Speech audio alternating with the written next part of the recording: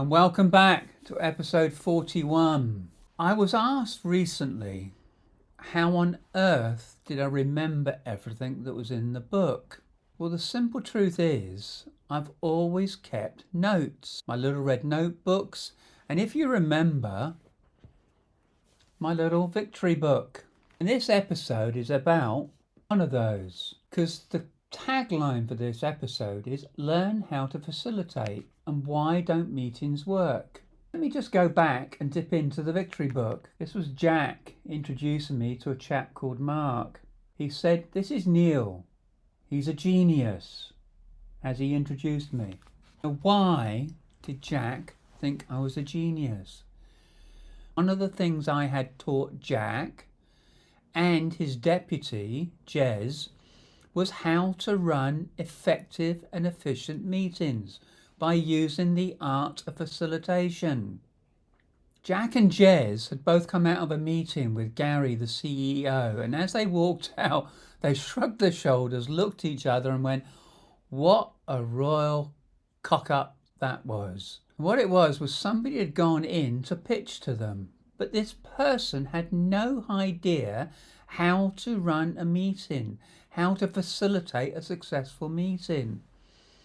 And Jack and Jez both said, God, he could do with Neil's help. You have to have processes that make things simple. How effective are your meetings in your organisation? How many marks out of 21 would you give them? Now, in the book is the full process, and there are 7 steps to running a faultless and perfect meeting, and you give each step 3 points. 3 times 7 is 21. Jack and Jez came out and they said this chap had probably scored 3 at best.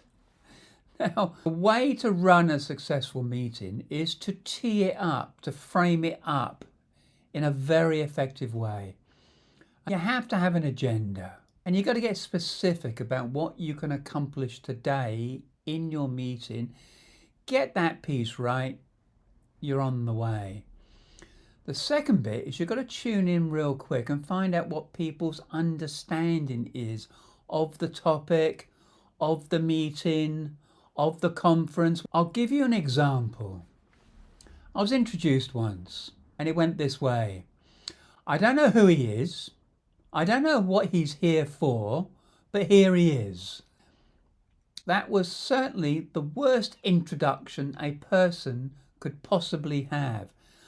I had to rapidly reposition myself in that audience's eyes. And that's what the understanding piece is about. How are you positioned vis-a-vis your audience?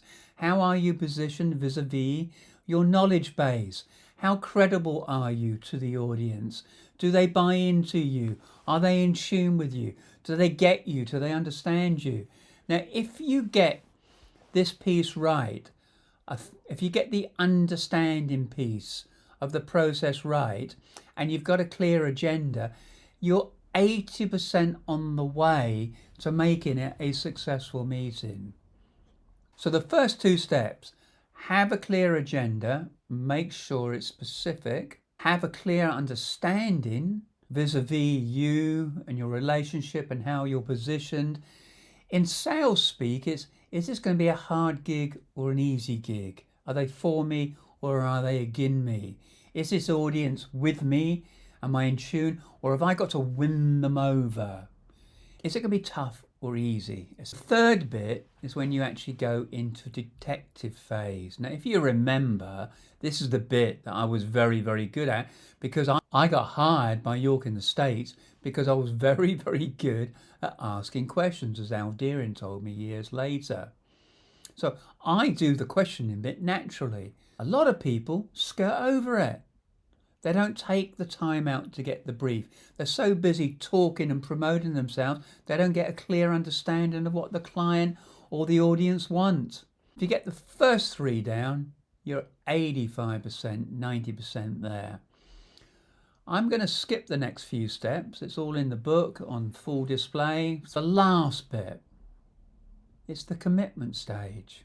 Have you ever been in a meeting and you've walked out and you're going, oh, thank goodness they didn't ask me to do anything? You should always finish every meeting with what are the next steps, what are the commitments, who's going to do what, and have it minuted. That's the 7th step. So anyway, Jack and Jez, well versed in the art of facilitation and how to run meetings effectively, they could gauge immediately when this meeting was going wrong, and they knew how many points to give the chap in the meeting. How do your meetings stack up? If you really want to nub this out, get the book, please. And the 7-step process to running effective meetings is on display there. I'm going to leave it there today. This has been episode 41 of the Quiet Man series. If you've liked it, give it a thumbs up. Please comment on it. Please share it with your friends. And I look forward to seeing you tomorrow for episode 42. Thank you very much.